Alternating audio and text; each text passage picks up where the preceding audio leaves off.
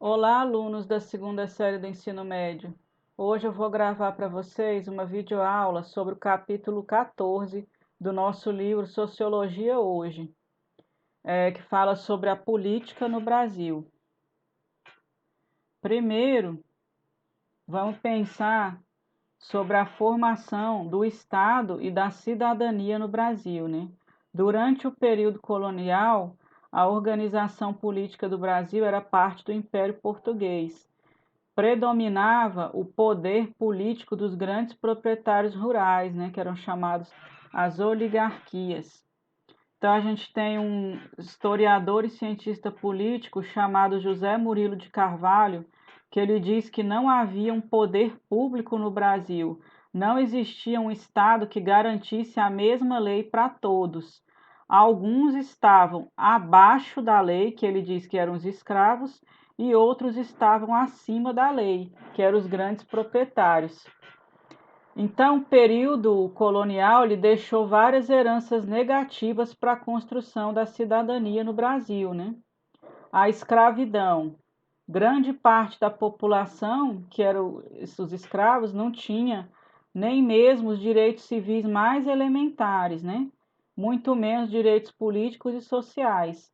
O poder absoluto dos grandes proprietários de terra, né, dos latifundiários, eles tinham poder dentro das fazendas deles, onde não tinha lei, né, eles mesmos que administravam a justiça de acordo com os interesses pessoais. Então, o Estado brasileiro, herdado dos portugueses, ele foi marcado por uma grande confusão entre o público e o privado, onde não se distingue público e privado. Esse tipo de Estado é o que Max Weber chama de patrimonialista, né? O patrimonialismo é essa mistura entre público e privado. Em vez de exigir os direitos para todos, os grupos, as classes dominantes, eles apoiam o governo em troca de favores pessoais. O sociólogo brasileiro Raimundo Faoro é um dos grandes estudiosos das características do Estado brasileiro. Então, ele diz que a colonização portuguesa implantou no Brasil esse Estado patrimonialista em que não tem fronteira entre público e privado. E o Estado é frequentemente administrado como se fosse propriedade dos que o controlam, né, da classe dominante. E essa é a origem de muitos problemas, né, que aconteceram durante a trajetória histórica do Brasil e acontece até hoje, como, por exemplo, a corrupção, a desigualdade social, a exclusão social, a falta de atendimento dos direitos elementares da população, tudo isso está relacionado com esse Estado patrimonialista, né? No Brasil, a gente teve algumas lutas, né, que resultaram em mudanças na sociedade, como a abolição da escravidão em 88, a proclamação da República, que eu já comentei com vocês, né, no capítulo anterior sobre mudança social e transformação social no Brasil, né, que eu falei sobre a questão de que poderia ter sido uma revolução, mas não foi, né. Esse capítulo aqui, ele fala exclusivamente sobre a questão da política no Brasil. Então, ele vai trazer essa trajetória, explicando que nós somos um país, né, onde a construção da cidadania teve que superar muitos obstáculos, né, com essa herança escravista, essa herança do Estado patrimonial.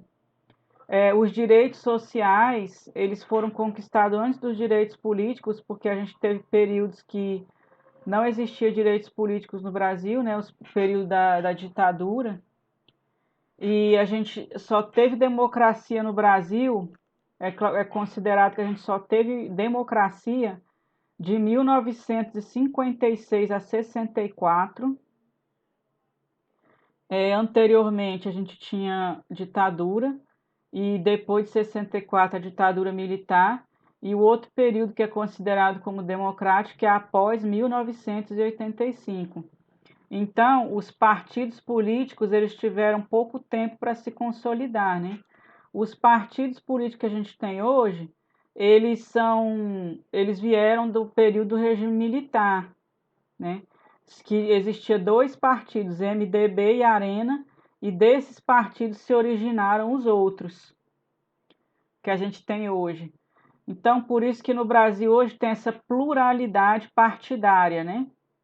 São vários partidos e o sistema político brasileiro ele é caracterizado, chamado com presidencialismo de coalizão, porque o partido do presidente eleito ele não consegue eleger a maioria no Congresso, então ele precisa fazer aliança com outros partidos para governar. Então é isso que a gente vê, né, que tem acontecido. Por exemplo, em 1994, entre 1994 e 98, a gente tinha o PFL, que hoje é chamado de DEM, né, que é um partido de direita, se aliou ao PSDB, que é o partido de centro, para conquistar a presidência, né, que foi o governo Fernando Henrique. Então sempre acontece essas coalizões, né, que é essas uniões entre partidos para poder conseguir governar, né, para ter governabilidade. A gente tem no Brasil hoje esses problemas sociais, né? Por exemplo, o problema que nunca foi resolvido é a corrupção, né? Que sempre que permanece no Brasil e a população se preocupa muito com isso, né? Uma hipótese é que esse problema ele se agravou à medida que o Estado passou a controlar mais recursos, né?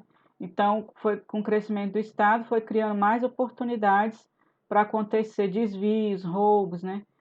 E a democracia não acompanhou, né, esse desenvolvimento, e só recentemente que a democracia se consolidou. Então, um Estado autoritário, ditatorial, ocorria muito os casos de corrupção, né? Então, vocês vão fazer a atividade, tá?